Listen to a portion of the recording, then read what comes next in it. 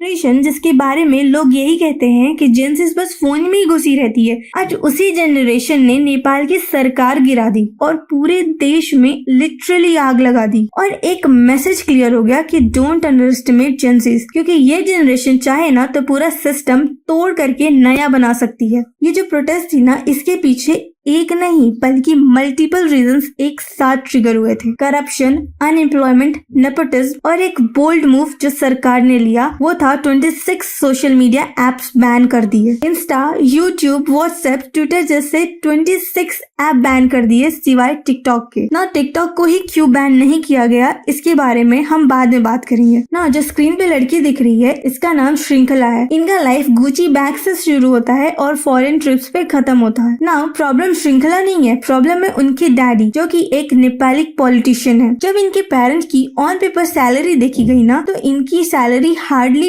1 lakh NPR which is approximately 60,000 according to INR। तो फिर ये लग्जरी लाइफस्टाइल का पैसा आता कहाँ से है? आंसर ऑब्वियस है, करप्शन। ना देश का जो पैसा डेवलपमेंट में लगना चाहिए था ना वो इन पॉलिटिशियंस के पॉकेट में जाता है और इनके किड्स के लग्जरी लाइफस्टाइल को मेंटेन करने में। और श्रृंखला अकेली नहीं है, अंजला और बाकी पॉलिटिशियंस के बच्चे भी इसी एलाइट लाइफस्टाइल में हैं। और आम जनता 39% तक के टैक्स पे करती है लेकिन एजुकेशन और अपॉर्चुनिटीज 0 है। क्लास गैप इनका इतना बढ़ चुका है कि नेपालीज लिटरली 2 वर्ल्ड में डिवाइड हो चुके हैं। नाउ 2024 में नेपालीज का यूथ अनएम्प्लॉयमेंट रेट ना 20.82% था। मतलब सोचो, हर 5 में से एक बंदा जॉबलेस, जॉब क्रिएट ही नहीं हो रहे और लोग मजबूरी में दूसरे देश माइग्रेट हो रहे हैं। सिचुएशन इतनी पैथेटिक हो चुकी है ना कि नेपालीज यूथ को रशियन यूक्रेन वॉर में लड़ने जाना पड़ रहा है, वो भी सिर्फ पैसे कमाने के लिए। फरवरी 2024 तक 15,000 नेपालीज रशियन आर्मी ज्वाइन कर चुके थे। और आयरनी देख रहे हो, जहां आम नेपालीज अपनी जिंदगी खतरे में डाल रहे हैं,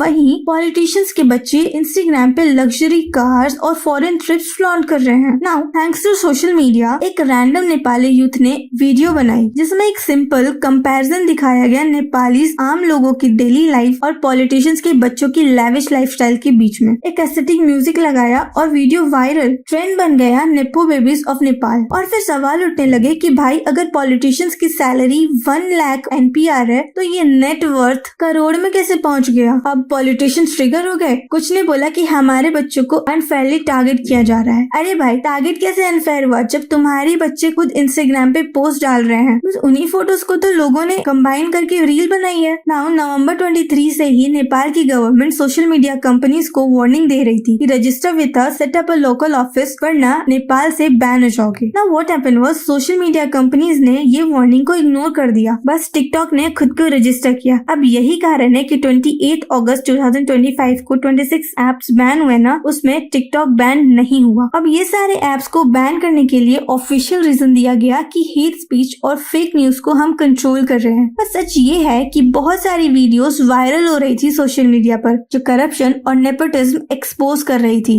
ना। जब सोशल मीडिया एप्स बैन हो गए तो नेपाली नेटिजन ने टिकटॉक को ही फ्लड कर दिया ऐसे वीडियोस से और nepo kids, nepo babies TikTok पर भी ट्रेंड होने लगे। 8 सितंबर के प्रोटेस्ट के कुछ पोस्टर्स में भी ये हाईलाइट किया गया। Politician children brings Gucci bag from abroad और आम लोगों के बच्चे कॉफिन में वापस आ रहे हैं। ये रशिया यूक्रेन वॉर में मारे गए नेपालीज की तरफ इशारा था। 8 सितंबर 2025 काठमांडू में हजारों लोग सड़क पर उतरे एंड गेस व्हाट, मेजॉरिटी थी 20 to 25 ईयर ओल्ड के जेंजीज। कोई स्कूल यूनिफॉर्म में था, कोई कॉलेज यूनिफॉर्म में। And this protest was organised by NGO Hami Nepal. ना प्रोटेस्ट में ना सिंपल एजेंडा था कि मैतीघर मंडाला से शुरू करेंगे और क्राउड मार्च करती हुई डायरेक्टली पार्लियामेंट की तरफ जाएगी। ये मार्च लगभग नॉन वायलेंट और पीसफुल ही था, लेकिन भाई सरकार के लिए पीसफुल तो डेंजरस होता है, तो पुलिस तैनात कर दी और पुलिस ने वाटर कैनन, टीयर गैस और रबर बुलेट यूज करना शुरू कर दिया। और फिर हुआ प्लॉट ट्विस्ट, पुलिस ने अपनी लिमिट क्रॉस कर दी, मतलब रबर बुलेट से डायरेक्ट लाइफ बुलेट पे ही जंप कर दिया। रिजल्ट, कम से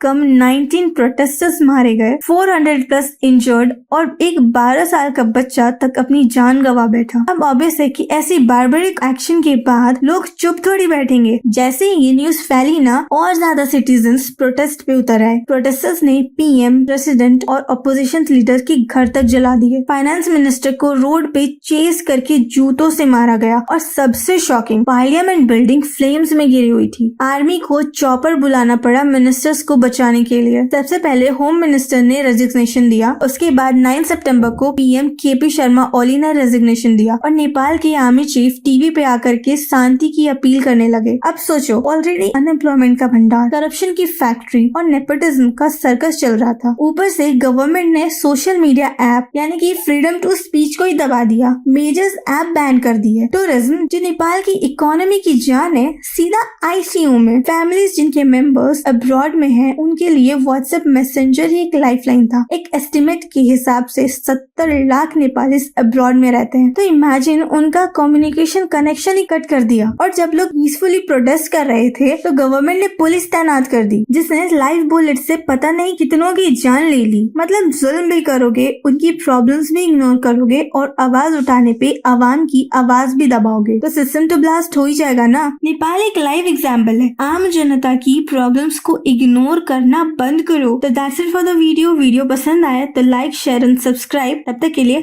बाय बाय।